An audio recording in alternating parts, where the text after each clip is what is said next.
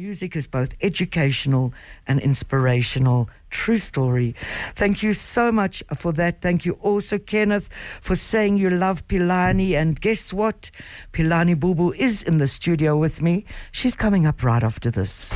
Let's go! You're listening to Kaya 959. Are you ready?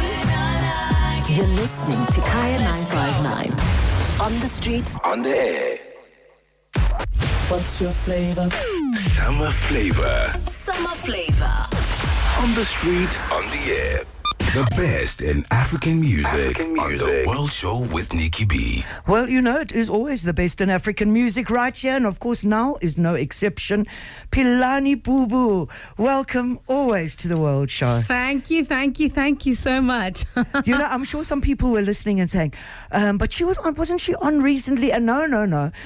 Since last year, we've been saying we've got to have you on for this album. Yeah. I've been waiting for it since last year. And it's crazy, the album's been ready, you know, two folklores later. Folklores later, so yes. I'm here now about that. Yes. But, you know, before we even begin, Pilani, I think about you. And I watch you on socials, and we chat obviously every now and again. And I think, does this woman ever sleep? She is so busy. She's so on the ball. And not just is your energy and your passion and dedication so inspiring, but of course your music too. Oh, thank you, Nicky. I do sleep. People often say this, and I don't know why that, like, I think efficiency and productivity looks like no sleep. But I work from rest. I do enjoy my sleep. Yes. So I do sleep, absolutely. But I mean, I must say big up, because if you do the amount that you do, that I see you doing, and I'm sure there's more, then it clearly is about, like, really concentrated focus. It's about being able to, you know. I think that when you see when you're becoming, there has to be an alignment to something very purposeful to you, and that thing is something that energizes you. So it's almost like you have infinite energy for it, and the more you do it, the more energy you have. They say that when you're sitting in your passion, there's no hours. There's just, you know, you'll do something over 14 hours and it'll feel like it's just only been an hour. And I'm truly living that sort of energetic field in my life, sort of the power of passion, do you know? Yes. And it's all been by design, you know, and I haven't always sort of been with music or chosen music as kind of the first thing in my life. This is 12 years of harnessing really extreme focusing, zeroing in on that thing that I could be most impactful about or with. And I think it comes from passion and energy, as you've described. Yes. Yeah. But also just the multifacetedness of what you achieve. You know, it's hard enough being an artist and just focusing on your art. Yeah. You know, I've been lucky.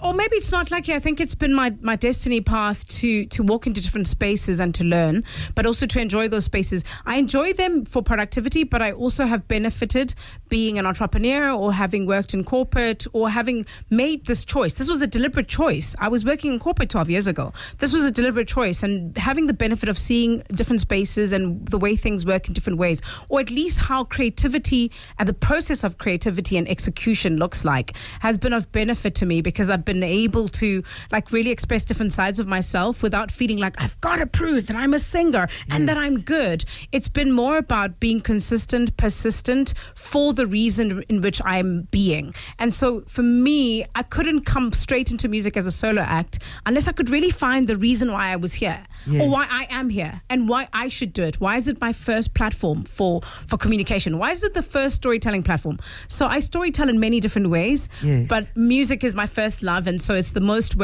best way to be most effective, and it's a universal language. You know, if you can do music, it's absolutely amazing. So for me, I do think that that idea of sort of intention and knuckling down why, my big why, has kept me here, kept me consistent, has led me to kind of, I think that's what kind of you're observing about my life. And I think the diversity of the different things that I've done have only been of benefit to this first love, in order for me to see how to manage my time, how to manage a budget, how to be an executive producer, how to own what I'm doing. You know, it was hard for me to be in studio and completely creative direct everything and be like, I'm a producer. Oh my God, I'm actually producing this album right now.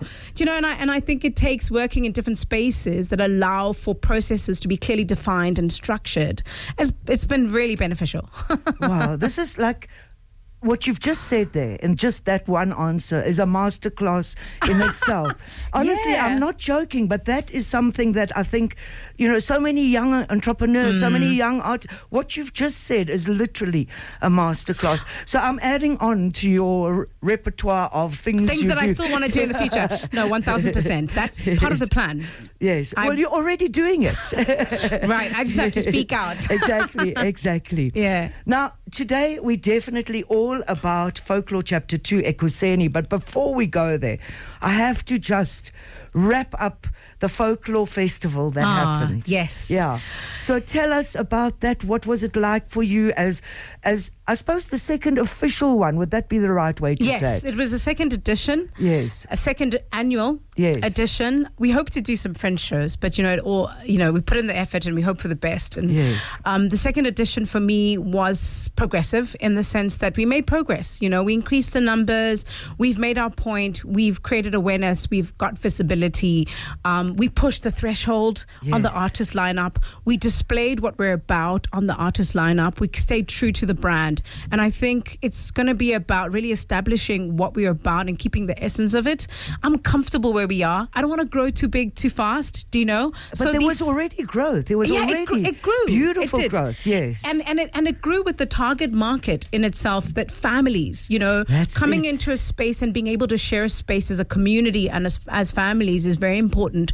And I think just for the future of the world, I think humanity is established by being able to have values that are beyond yourself, like beyond individualism, beyond, there has to be a sense of community. And we did that. We also really focused on collaboration as well, just kind of establishing the idea of collective. Yes. And I think you could tell from the way people, the lineup, how Tandega, Mvinyongo, collaborated with Ancient Voices, how we brought together Lala Piano with... that was so... I mean, I couldn't take the smile off my face. Lala Piano. Yes. Were you dancing? Were you playing Baisho? Absolutely. That's a project. It's in the With works. Siam Tembu and the kids. Bukani, And those Taya, kids, Windy and those Brown kids were Theatre. small. They were tiny They for were that time slot, small. right? Not But they just for the loved time it. slot, but for that show. It was so beautiful. That was really a good demonstration of that, beyond just the National School of Arts and the work we do with them. I think the Windy Brow project and just, the folklore de la piano repertoire was such an example of like how we interplay as adults and children. Yes. There is that exchange, and we allowed the audience to find their inner child through these childhood play songs. Do you know? That was for me manifest because when it started as a residency in the UK with La Piano Folklore. I hadn't entitled it until there were grant applications to be done. It was just about documenting sort of how the inner child can kind of find themselves in modern day dance music, whether that was piano, qom, etc., and storytelling within that platform, as it globalizes or at least spreads through the world. And then seeing it live on home ground and people dancing in the audience, like reacting to it in a visceral manner was amazing. No, it was joyous. It was joyous. And as I said, they were younger than the kids at the National School of the Arts. And that was, they were so together, so on form. Right. And what a beautiful...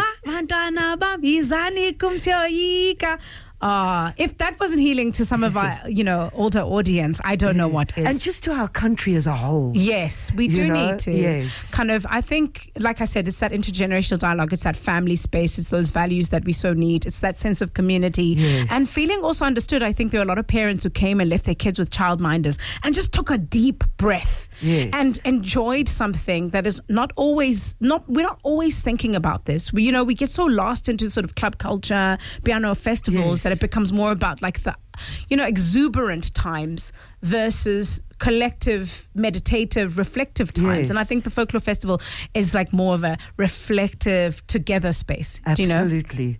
If you didn't go this year, you've got to go next year. Let me tell you, this is something so special. I've been to both, and they both were absolutely wonderful. Thanks, Nix. Now, Pilani, we're going to move on to the album.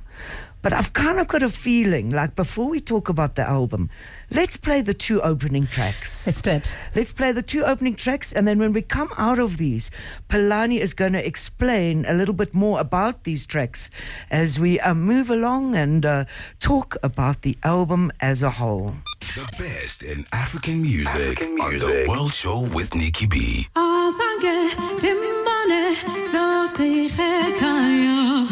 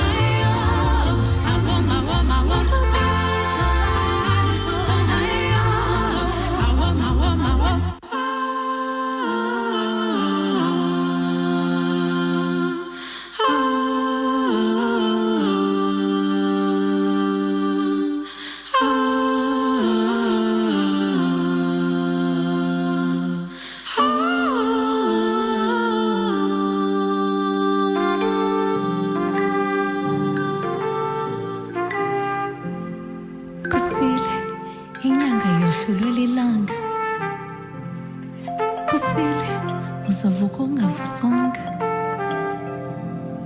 kusile ilanga liphumile kusile ilanga lincumile phumana ezingubeni amanzi asentabeni silinde kuhlanjwa kezono zayizolo thulani ibhekile nizobona ixesha lifikile nizobona ngamehlo elanga ilanga liyabona vukani kusile ilanga liphumile vukani kusile ilanga lincumile vukani kusile ilanga liphumile vukani kusile ilanga lincumile ekuseni ekuseni ekuseni ekuseni inyanga yohlulwa lilanga uzavuka ungavuswanga inyanga yohlulwa lilanga uzavuka ungavuswanga inyanga yohlulwa lilanga uzavuka ungavuswanga ekuseni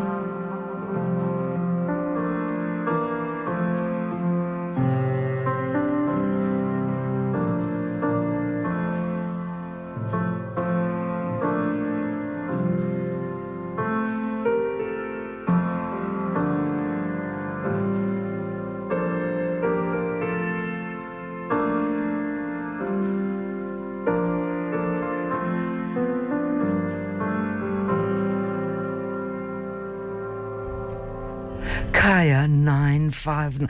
I've got you. Honestly, I am so proud of this woman. And I say that, like, just even if I didn't know her, I would be proud of her. You know what I mean? It's just, what beautiful work. Those are the two opening tracks. The title track, Ekuseni, and the intro, you say. Thank you. And of course, the album is Folklore Chapter 2, Ekuseni. Yes. Tell us about that poem. So I say that there is no better awakeness, or at least an alignment that you feel in the morning when you wake. So Ekuseni means morning time. And I describe the moment in which you kind of wake up and you try to remember your dreams, but you come into the waking day. But I'm also describing a moment of enlightenment. I talk about how the sun will always defeat the moon. And you will wake up without having, do you know what I mean? Like, without someone having to, no one will have to wake you up. No one has to shove you. You just will always gently ride the kind of the energy of consciousness and enlightenment, if so, because the first track talks about the healer who accepts their call. So it's sort of an album about these dreamscapes. So in the first song, my ancestors are like buzzing in my head, accept your call. And in Ekuseni, it's just kind of waking up to that and how clear and vivid the mornings are for me. And Umdane Tongo in African culture is someone who communes and sort of works through dreams, or ancestors in the dreamscape. And I'm that child. And this project was accelerated so much to kind of finish writing it when my dad passed in 2021. And it was the way we were communing. My dad and I would sit around the table. He would talk to me about everything. Talk to your brothers about this. What is it going to take for you and your twin sister to fix that? And he came with such a sense of urgency.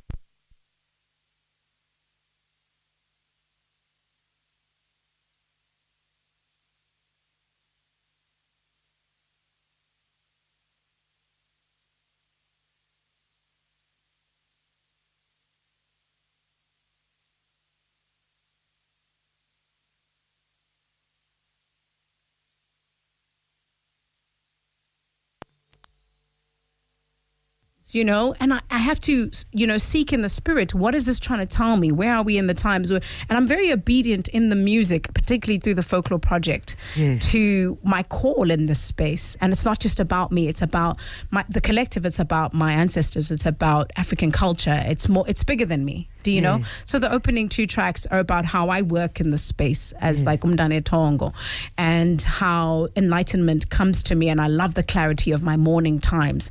And so, chapter 2 is just really about that feeling of elevated consciousness. And now, how does it extend from chapter 1? How would you define that, that transition or difference, if you like? So chapter 1 for me was like initiation. It was a school. I immersed myself into a world. If you notice, a lot of the traditional folk songs that I reinterpreted were things I was celebrating in the music and the language and the call and response and the rhythm and the time signatures, just trying to immerse myself in something that I needed to dig deeper into. So it was a broad spectrum of culture, talking about different stories, ancient spirit guides, songs that are written that needed to find themselves in more meaning, men, women, and within that kind of social construct of culture, past, present, future. And I think I feel that in chapter 1 I graduated. So, a lot of people can really identify with this, and that's why we call Sisangoma, Ingoma. And I felt that about chapter 1. So I finished off the chapter with Ikricha. So the opening title of chapter 2 is the finishing song, which is the healer in chapter 1. And that is the connection point. And in chapter 2, I exercise and I almost make, practice that which I learned in chapter 1. So a lot of this project is all mostly original compositions. I think there's probably like 15% traditional folk songs that are, hooks that are in some of the songs. Yes, but obviously you've reinterpreted them as well in a contemporary way. Yeah, Vulindlela and which other one is the portions of it, the hook, are a traditional folk song. But most of it is original compositions, me learning to celebrate indigenous instruments, trying to find different ways to write different time signatures, and just like celebrating our music, the call and response, the harmonies. But it does have some influences because it talks about spirituality, where you kind of hear some of those like Anglo-sized, I grew up in the Anglican church and the Methodist church, and I have such vast spectrums of spirituality in my life, also in the Zionist church and Apostolic church. And I wanted it to be as diverse as I am in my spirituality, while still talking louder about ancestry and ancient wisdom and rituals and rites of passages. And again, why shouldn't spirituality be diverse and also integrated? You know, because this is the world today. As you say, you grew up with strong African roots. You grew up also with, the church concept. I did, you know? and I did want that to come out. Yes, that assimilation. Yeah. Yes. Yeah, beautiful. But talk about that, and even on that song, a couple of collaborations. What beautiful collaborations on this album. Carefully selected. Yes. So those last two songs, you have Leanda Matope on piano and Londa Kokwana on trumpet. And of course, Luanda's featured on that song that I have been already playing on. We're going to play it tonight, right? Yeah, definitely. Yes, there was a certain sensibility. I think choosing the artists to work in the studio, you know, we are all in this space. There's so many incredible musicians in South Africa, and I think there's a space for everyone. We have to celebrate each other for that thing that we do so well. Yes. Do you know? Yes. And I know you can bring this. I know you can bring this. And they brought that. And I want you for that song because that's the song that wants you there. 1000%. Yes, that was it. That was the choice in it. And then all-time collaborators are still in the music. You'll hear in the next song the Zulu bass. Yes. Begum Tetwa. Always. I just cannot, finish a project that has that sensibility without inviting Begum Tetwa. And we work so beautifully together. Do you know? And in fact, the next song we are going to play features also Luyanda again. Yes. This beautiful. Tell us about this one, because you were saying it goes into it itself, you know. So in Katazo, you know, in African culture, and talk about African spirituality, there are these parallels that I draw in the project around the journey of Umdotwasai or someone who's to become a healer, and where it begins. We say it begins with a bit of trouble. In Qatar, or a child gets sick, or someone, there is a shift in a child's life where either they're ill or they're having visions or dreams or etc.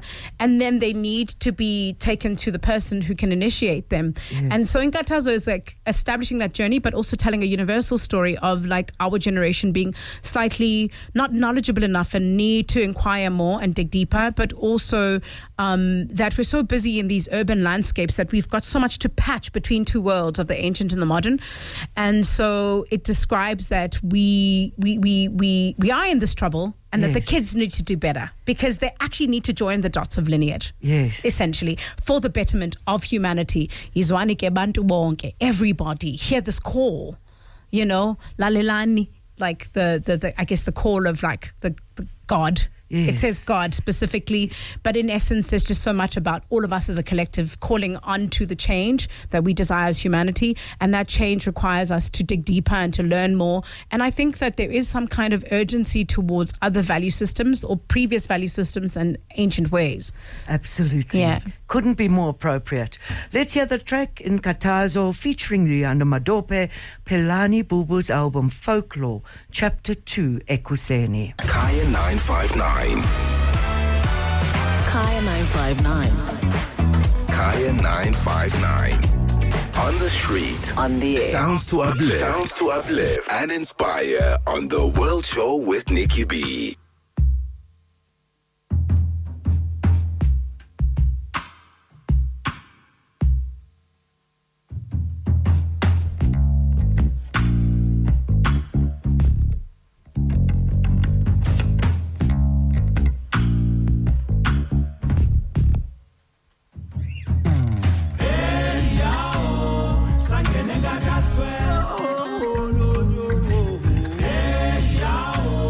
Sangene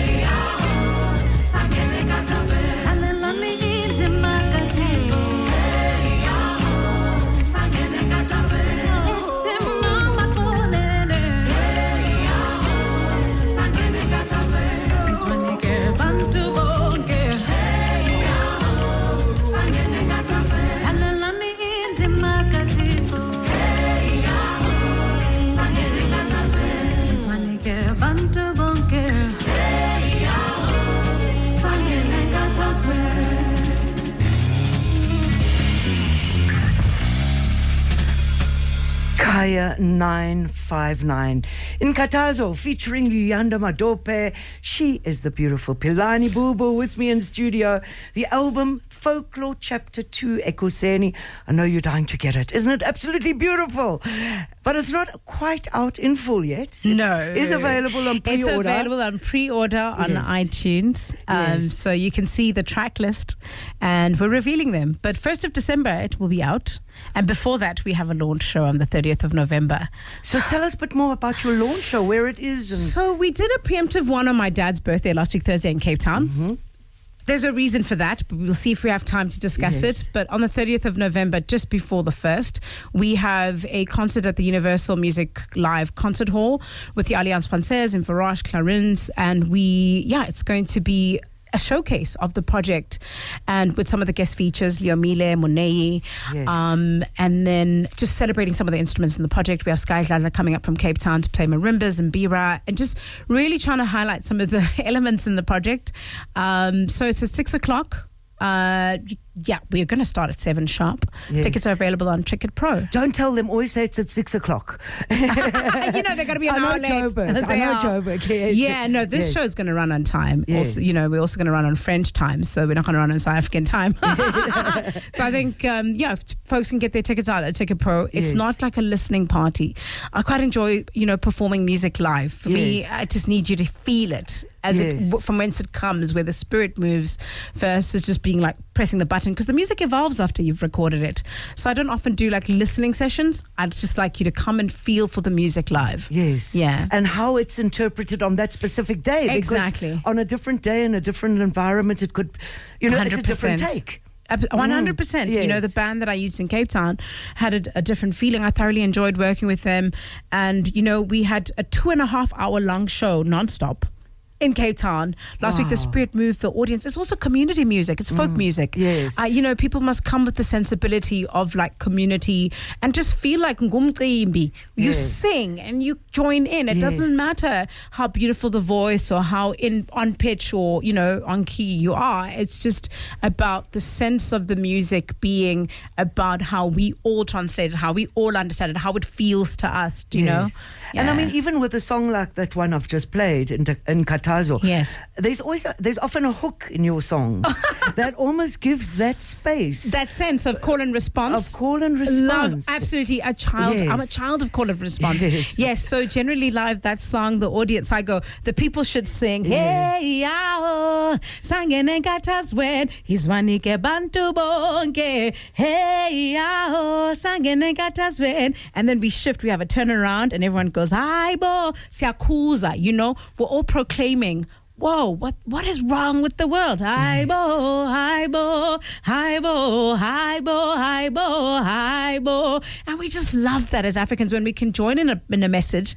And like however repetitive it is, somehow it deepens when you can have that sense of repeat and that sense of call and response, do you know? Absolutely. And again, when there's a crowd that's actually bringing you that is something else. Love it. I'm absolutely indulgent about it. But I mean, talk about that, Pilani, and going back again to folklore. I don't want to stay there, but I'm amazed at you. You put on this massive festival and you perform like 3 different times, 3 different acts on the same festival that you actually, facilitating, producing, Wow, what energy. Beautiful. Yeah. I think that's what happens, like we described it earlier in the flow. I think what the China or the, Eastern philosophies call the chi. Yes. And that's by design. I my energy is driven by productivity. Yes. So for me, there's a certain level of preparedness, of course, right? Yes. But there's also a certain level of like plugging into that which makes the cause and the reason and the purpose. Yes. And that's the stuff that drives me. I'm on there, I'm in. I have my You hands are up. in. I'm ready to play. Yeah. Beautiful. Let's hear another track. Now, this one's quite interesting. And again, one of the things that I love about this, and you touched on it earlier, which is bringing in different ethnic groupings. Yes. Why is that important? And even the language. Yes. So when folklore sort of was organically growing within me, I realized that there was a conversation that I was having with myself, but also having with others, that was just, it wasn't enough that I was the only voice, right? So it's an invitation almost, and that's why the festival exists. And so, I write in Xhosa, but I also grew up, so I love Tswana as a language. I love speaking language. And in me sort of going to the initiation and the practice of chapter 1, I came to celebrate my own language and understand what about it makes it so musical, makes it so understandable and so deep in essence. And so inviting certain collaborators like Munei on this next track really felt, and it's also an intuitive thing. I had to choose, okay, which song do I think would work with Munei? Yes. And it just, Tafili Banzi just seemed to be perfect, because quite often Munei throws us all the way into the portal of the Venda people through his own personal story, whether through his grandmother, his personal experience with his, father, or his lived experience, and in some way has this ancientness we were talking about in his voice, and has this love for his language and his culture. And he brought in such a beautiful way to express what I was saying in Xhosa, which is about journeying home. I specifically speak about a particular ritual, which is the first rite for any child who is born when the umbilical cord is, planted in the patriarchal kraal of their birthplace, and that kind of establishes your existence in the spiritual realm of community or communion with ancestors. And it says that this child is now here. It also can be a naming ceremony, and thus walk with them, guide them And I believe really these dots that we're trying to join, these generational undoings and traumas or understandings of our own purpose, cannot be so far removed from our genetics or makeup or our history or our lineage. So these are when we're joining dots. And oftentimes a lot of people feel lost, or there isn't this sense of kind of belonging or culture. And it could be anything to anyone in, across the world.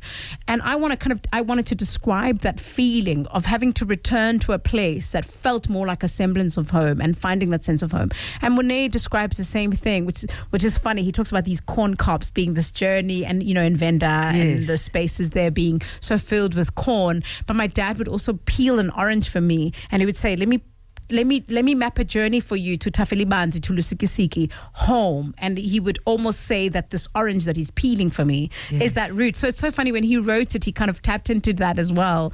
I describe my need and my necessity for imbeleko.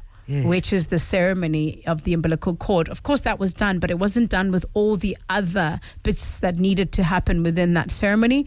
And, I couldn't begin other journeys in my life without that. And I know a lot of guys maybe who go for the rites of passage of becoming men or circumcision have to start there. You can't get married, and you can't ukutomba before you get married. And so before utombe, you need to actually have imbeleko.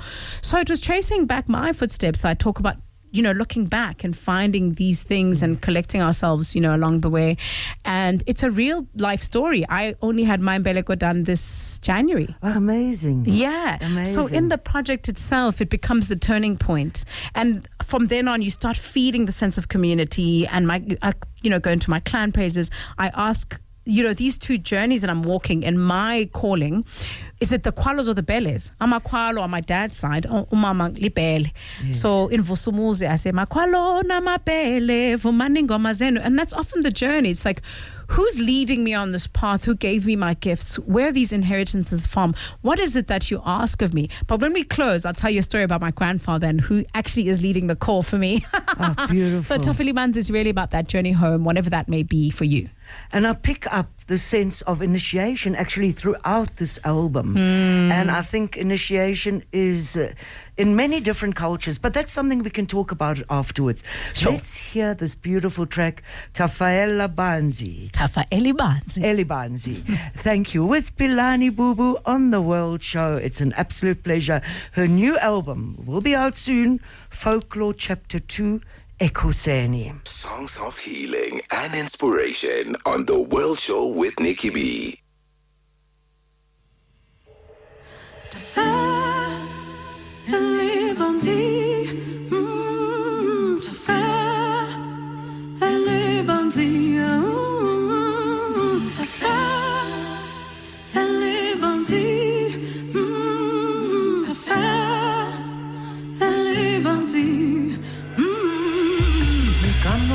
Panekanya chikara chichiarangwa buvo Veziru tsinga ratopa rutukui Rore umutsauri era purandira kamukope Uri sangapi Uri umutsa uri navashu Kondonilashu Mashubini amuna bane Enda uraone Chamini umene Gei hadi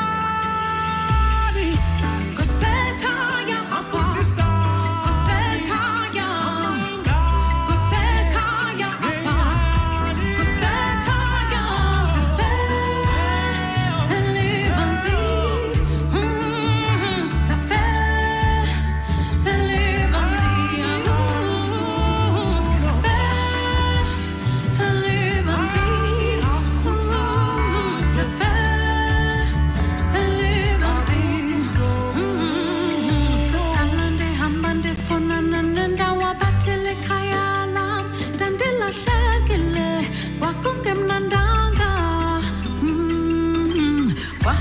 Shalo kuti mandi jonge ngasemva Difuna lebegile Dimfane no sam Dandi kala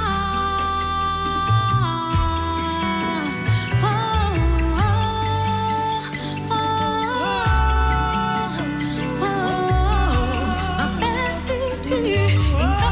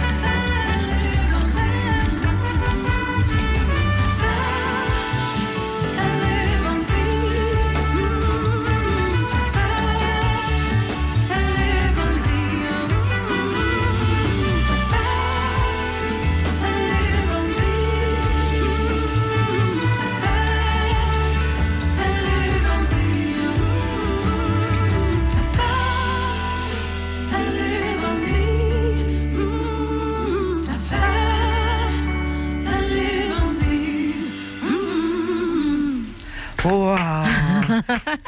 What a beautiful album. Oh, thank you. Wow, absolutely beautiful. Thank you. Pilani Bubu, we are celebrating it. And as I said, I just got a message from Zwandile saying, I cannot find Ekuseni on Shazam. Not yet, Zwandile. Not yet. Stay Not with yet. us. Another 2 weeks and you will get it on Shazam. Yes. Yes, it's only, the full album is officially released in 2 weeks' time. Yes, 1st of Yes. December. So don't worry, you could, but in the meanwhile, go online and get a pre-order. Absolutely. Yeah, Yes, definitely. listen to the other 3 tracks. Yes.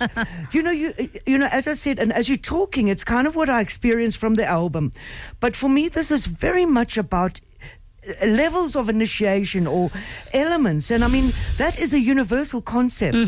I don't know if you've ever read a writer called Carolyn Mace, and she wrote in one of her books that she wrote, she's a writer who writes about healing essentially. She was a journalist, but she kind of equates the Jewish tree of life with the Christian sacraments and the chakra system, and how they're all related because each one is a point of initiation. Right. And what I'm loving about what you're doing here is almost bringing that from an African perspective. Right.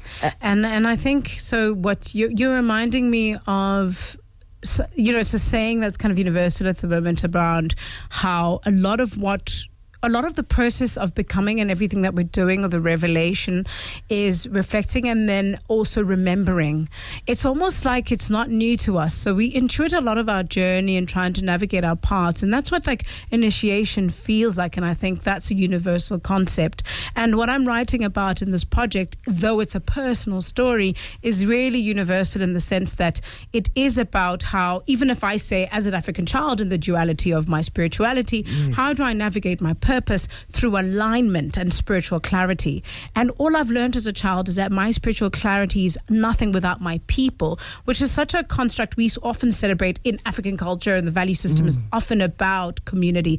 It's not like we move as all, not as one. Yes. Do you know? And those are the things I'm highlighting, which are now becoming universal in the world as well. They shouldn't have not been left behind. Yes. That sense of unity, community is what we're lacking in a world that's so consumeristic, so capitalistic, so individualistic.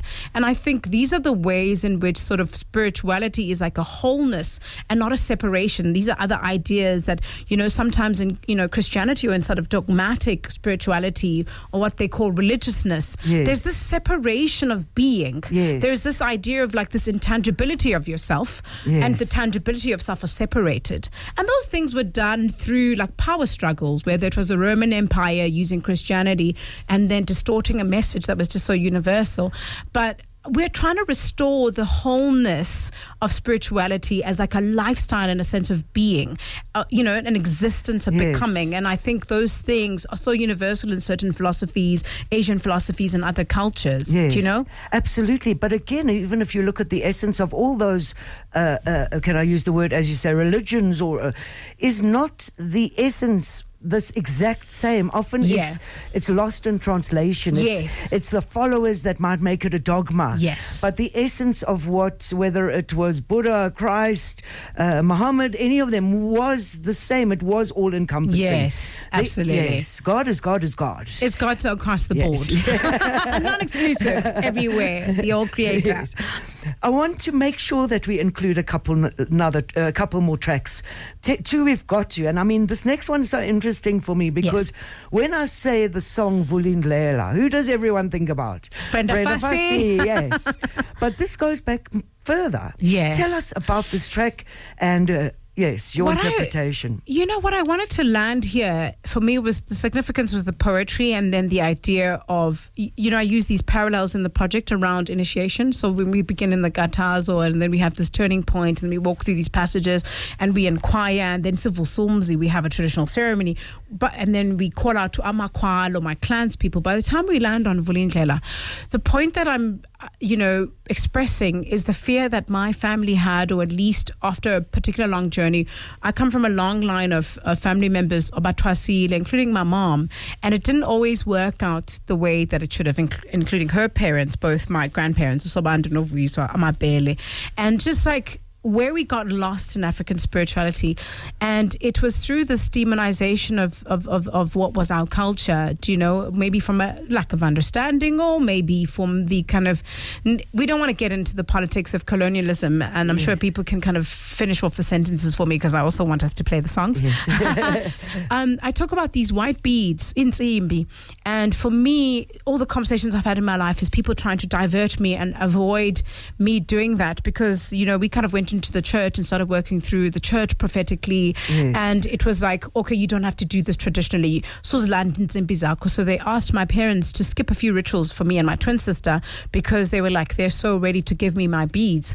And it was almost like we feared these beads. We feared to go through these initiation practices because of people who probably made them awful, probably through strife or needed more money, abusing a system. And actually there is some purity in it. And what I try and express is this like omnipotence, the legacy and the infiniteness of what lives in the spirit. It's beyond us. You almost can't deny it. And so I say to these light bearers, however they may present themselves, like Vulindlela, the sisangoma, like open the pathways. Here comes the healer. And it's saying that in all families, we move as a collective and there's these things that get passed on. So if that light work is yours to do, however way it is your destiny to heal, you will heal. Do you know?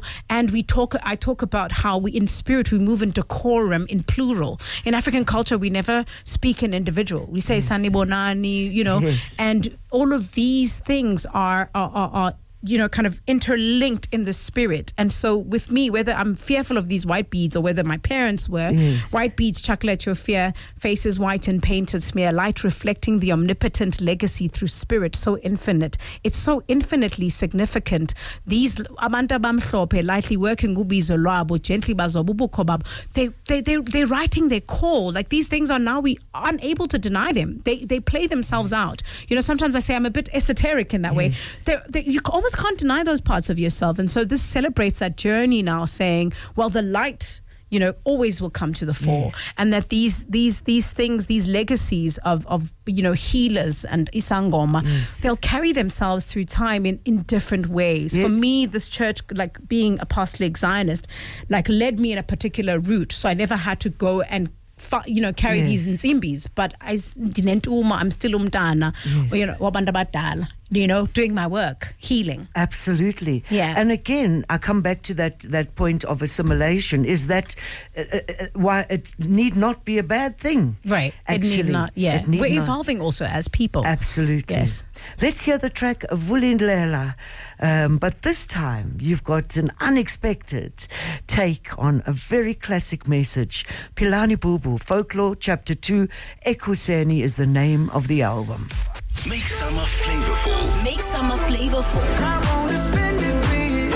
with Kaya 959. On the street, on the air. Kaya 959. The best in African music, on the World Show with Nicky B.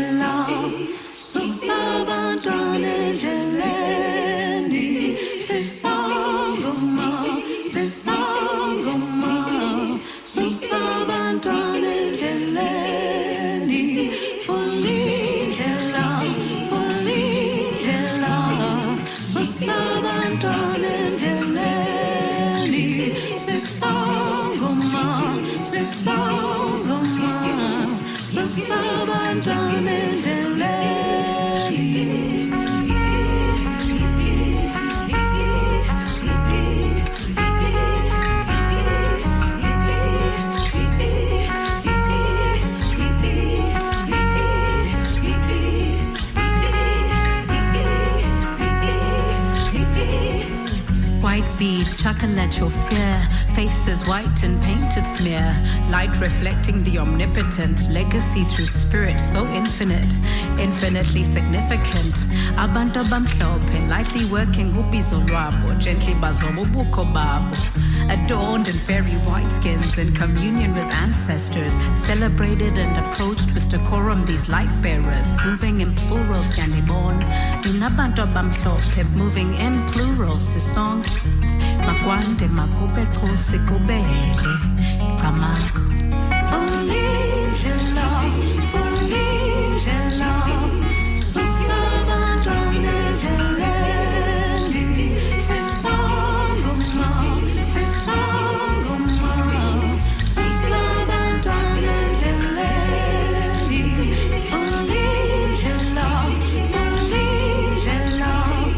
Susabantane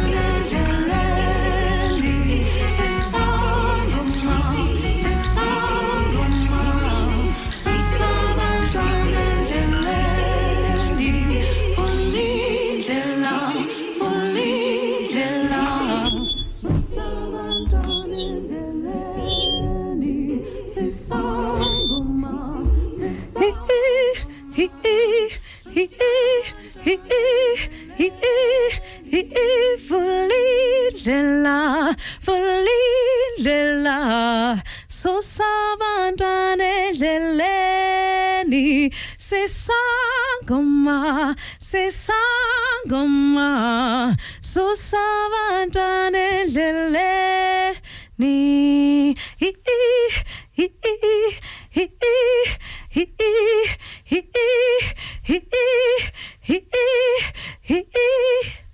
Oh, it's so healing, that song. I just enjoy it so much. I had to let you add on to that. So beautiful. Thank you.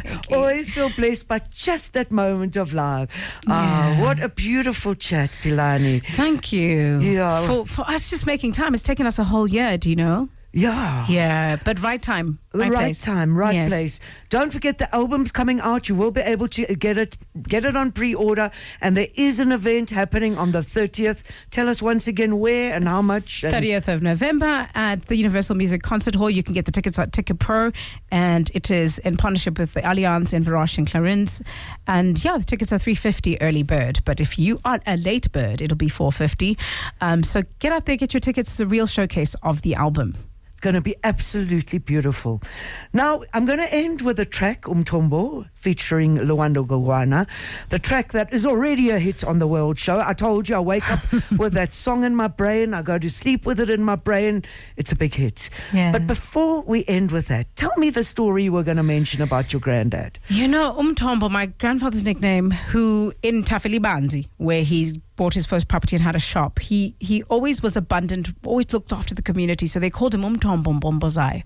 But Umtombo is the water, the stream of water that you get at the foot of the mountain. It's like the purest water. We see it to be healing, so quite often we go up and we get Umanz Umtombo to heal us. But it's also like the expression of abundance, and in the song I wanted to express a dedication to him for naming me Pilani. You know, because Umtombo is like a wellspring of life, and Pilani means to live or to heal. And I feel that everything that he envisioned, his dreams, his hopes for me, in naming me and how he saw my life pan out, have been made manifest. And I celebrate this idea that those who named us and our ancestors, both living and dead, are to be celebrated in ways that, you know, in the new expression, we are our ancestors' wildest dreams. Yes. I am absolutely my ancestors' wildest dreams. And in the song, I'm expressing that in this journey of life, there is this place that I drink from, that I empower from, that I jump off the shoulder of giants like Umtombo, Utatomkolwa, my grandfather. And so I encourage other kids to just drink. Sela mdanam, sela from the visions and the hopes that your ancestors have for you. Pilani Bubu, thank you so much. Thank you, Nicky. Oh, what a beautiful chat, beautiful album, incredible work. So much respect for what you do. I'm a big fan and a great supporter. Thank you, Nick. And I'm going to come on the 30th. I have to make that one. Yes, That's ma'am. Be so special. Whatever else you do this week, make sure that you keep shining. Of course, keep it Kaya. And I'm ending with this absolutely exquisite musical gem, Umtombo, of Pilani Bubu's Folklore Chapter 2, Ekuseni. Songs of healing and inspiration on The World Show with NickyB.